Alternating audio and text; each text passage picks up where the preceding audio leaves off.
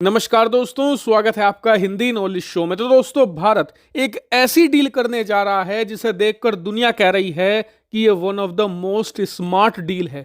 इससे ज्यादा चालाकी भरा कदम कुछ भी नहीं हो सकता और ये भारत का जो फ्यूचर है ना, उसे बहुत ही ज्यादा सिक्योर कर देगा, क्योंकि इसके बाद भारत की जो निर्भरता है रूस अमेरिका जैसे देशों पर, वो बहुत ज्यादा कम हो जाएगी। खास करके मैं अरब देशों की बात करूं जो भारत को अच्छे से ट्रीट नहीं करते, उन पर भी भारत की निर्भरता खत्म होगी और इन्हें एक कड़ा सबक मिलेगा। साथ ही भारत का फ्यूचर भी सेफ होगा, क्योंकि हमेशा भारत को ये चिंता लगी रहती है कि कहीं अरब देशों में युद्ध न शुरू हो जाए, कहीं पश्चिमी देश रूस पर और कठोर प्रतिबंध ना लगा दे। ऐसी चिंता भारत को हमेशा लगी रहती है, तो उस चिंता पर भी अब लगाम लगेगी। लेकिन ये डील है क्या और क्यों इसे इतना ज्यादा बेहतरीन बताया जा रहा है, इसकी मैं आपको सारी डिटेल बताने जा रहा हूं। बहुत ही ध्यान से मुझे सुनिएगा। तो दोस्तों, इस पूरे मामले की शुरुआत हुई थी अब से 3 से लेकर 4 साल पहले।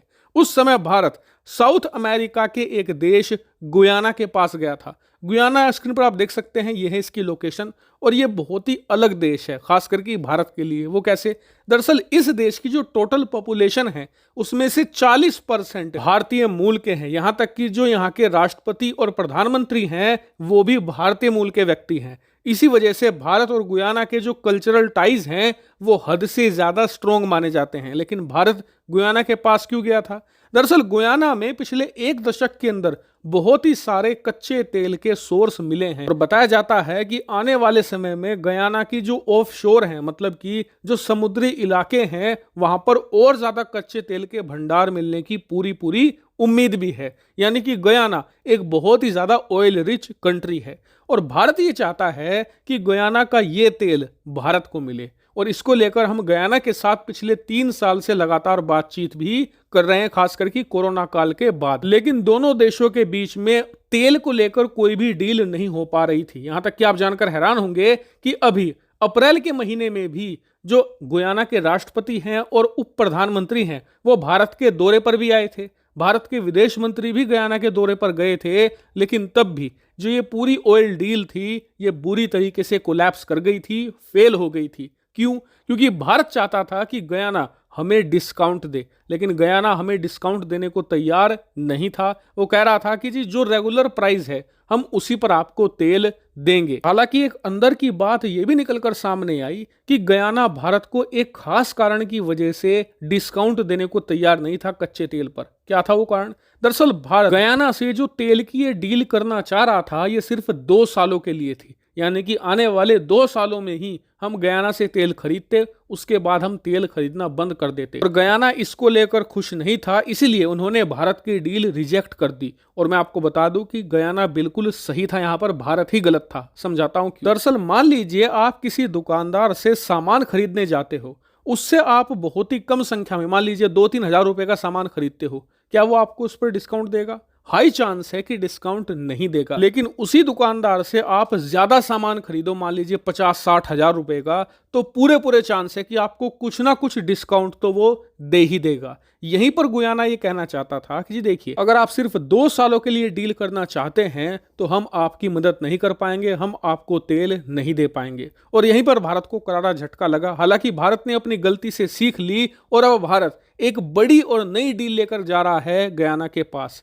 डील ये है कि हम गुयाना की सरकार का सारा तेल खरीद लेंगे। दूसरा पॉइंट ये है कि ये डील 1-2 साल की नहीं होगी जैसा हमने पहले ऑफर गुयाना को दिया था। इस बार ये डील लॉन्ग टर्म होगी, यानी कि आने वाले कई सालों तक भारत गुयाना की सरकार का 100% तेल खरीद लेगा। लेकिन भारत को इसके बदले चाहिए अच्छा खासा डिस्काउंट। और सोर्सेज ये बता रहे हैं जो गुयाना पर नजर रखते हैं कि गुयाना की सरकार इस ऑफर को एक्सेप्ट कर सकती है। इसके बहुत ही ज्यादा हाई चांस हैं। इसके अलावा आपको एक और चीज बता दूं कि भारत गुयाना की सरकार का 100% तेल खरीदेगा, पूरे गुयाना का नहीं। दरअसल गुयाना एक इतना ज्यादा अमीर देश नहीं है, इसीलिए जो तेल निकालने के लिए इक्विपमेंट चाहिए, जो ऑयल रिग चाहिए, वो इनके पास नहीं है, ना ही ये अफोर्ड कर सकते हैं। इसलिए गुयाना की सरकार क्या करती है कि जो अंतरराष्ट्रीय एजेंसियां हैं और तेल कंपनियां हैं उन्हें इनवाइट करती है अपने देश में कि आप तेल के कुएं ढूंढिए। अगर आप तेल के कुएं ढूंढ लेंगे उसके बाद हम उस तेल को आपस में बांट लेंगे। आप निकालकर अपने हिस्से का तेल बेच सकते हैं, जो हमारे हिस्से का तेल होगा हम अपनी मर्जी से उसे किसी को भी बेच सकते हैं।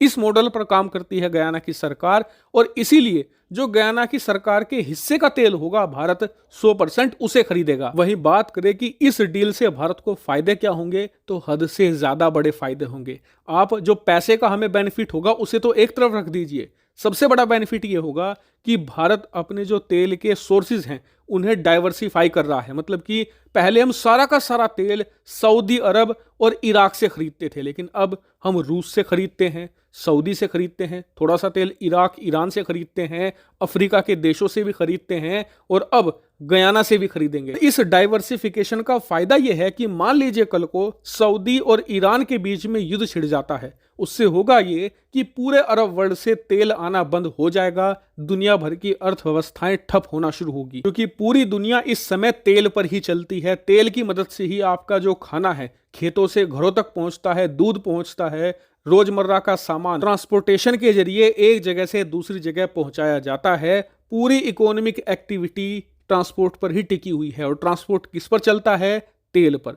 इसीलिए भारत को फायदा यह मिलेगा कि कल को हमें अगर एक दो जगह से तेल आना बंद भी हो जाए तो भी हमारी अर्थव्यवस्थाएं चलती रहेंगी, क्योंकि हमारे तेल के सोर्स बहुत सारे होंगे। हम किसी पर डिपेंड नहीं होंगे और ना ही अपनी अर्थव्यवस्था को डूबने देंगे। हमारी अर्थव्यवस्था की रफ्तार शानदार बनी रहेगी।